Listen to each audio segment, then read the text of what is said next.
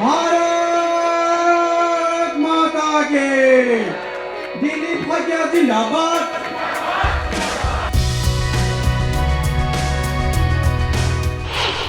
এক আড়ম্বৰপূৰ্ণ পৰিবেশ। এই পৰিবেশ ৰাজ্যিক বিজেপিৰ বশিষ্ঠস্থিত সদৰ কাৰ্যালয় বাজপেয়ী ভৱন। সন্মানীয় সাংসদ যি তৃণমূল পৰ্যায়ৰ পৰা আহি পেলাই আজি ৰাজ্যিক সৰ্বোচ্চ পদত অনুষ্ঠিত হৈছে মাননীয় দিলীপ শইকীয়া ডাঙৰীয়া, মাননীয় ভৱেশ কলিতা ডাঙৰীয়া, মাননীয় মুখ্যমন্ত্ৰী মহোদয়, মই মাননীয় দিলীপ শইকীয়া ডাঙৰীয়াক এতিয়া আদৰণি জনাবৰ বাবে অনুৰোধ জনাইছোঁ। বাজপেয়ী ভৱনৰ এই আড়ম্বৰপূৰ্ণ পৰিৱেশত বিজেপিৰ সংগঠন পৰ্বৰ ৰাষ্ট্ৰীয় প্ৰভাৰী গজেন্দ্ৰ সিং শেখাৱতে আনুষ্ঠানিকভাৱে ঘোষণা কৰে ৰাজ্যিক বিজেপিৰ নতুন সভাপতি সাংসদ দিলীপ শইকীয়াৰ নাম। हम ऊर्जावान नेता दिलीप शइकिया जी के साथ के नेतृत्व में हम उनके साथ मिलकर के उनके नेतृत्व में उनके मार्गदर्शन में संगठन को और अधिक परिपक्व और अधिक ताकतवर करने के लिए काम करेंगे। বিপুল হৰ্ষধ্বনিৰ মাজেৰে নতুন সভাপতি হিচাপে দায়িত্ব লাভ কৰি স্বাভাৱিকতে উৎফুল্লিত দিলীপ শইকীয়া। সভাপতি হিচাপে দিলীপ শইকীয়াৰ নাম দৰাচলতেই বৃহস্পতিবাৰেই চূড়ান্ত হৈছিল। বাকী আছিল মাথো কেৱল আনুষ্ঠানিকতাহে। শুকুৰবাৰে সেই আনুষ্ঠানিকতাই সম্পূৰ্ণ হ'ল বাজপেয়ী ভৱনত আয়োজিত এই অনুষ্ঠানৰ মাজেৰে।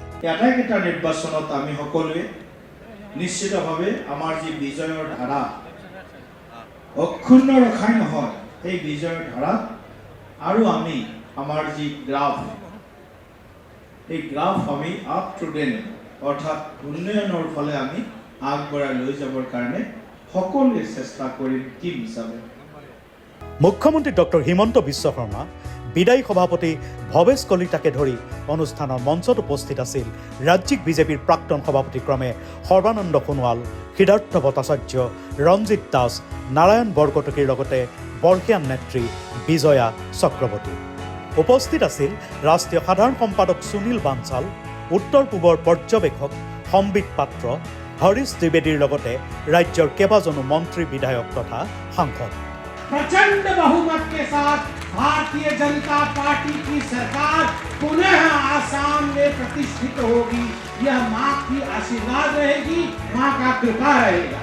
ক্ৰমাগত দুবাৰকৈ লোকসভালৈ নিৰ্বাচিত তথা বিস্তৰ সাংগঠনিক অভিজ্ঞতাৰে পুষ্ট দিলীপ শইকীয়াৰ নেতৃত্বত ৰাজ্যিক বিজেপিয়ে এক নতুন গতি লাভ কৰিব বুলি উপস্থিত সকলোৱে আশা প্ৰকাশ কৰে।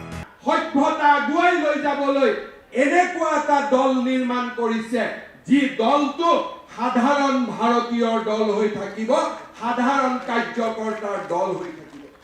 এই দলটোৰ এজন আমি শক্তিশালী কাৰ্যকৰ্তা, এই দলটোৰ এজন আমি একোজন গৌৰৱী কাৰ্যকৰ্তা, আৰু মই আশা কৰি দিলীপ শইকীয়া ডাঙৰীয়াৰ দায়িত্ব গ্ৰহণৰ এই শুভ দিনটোত আমি আকৌ এবাৰ নিজৰ কাৰ্যকৰ্তা হিচাপে ভাৰতীয় জনতা পাৰ্টিক মহিয়ান কৰিবলৈ আমি আকৌ এবাৰ নিজক সংকল্পবদ্ধৰে আমি প্ৰতিজ্ঞাবদ্ধৰে আগবাঢ়ি যাম।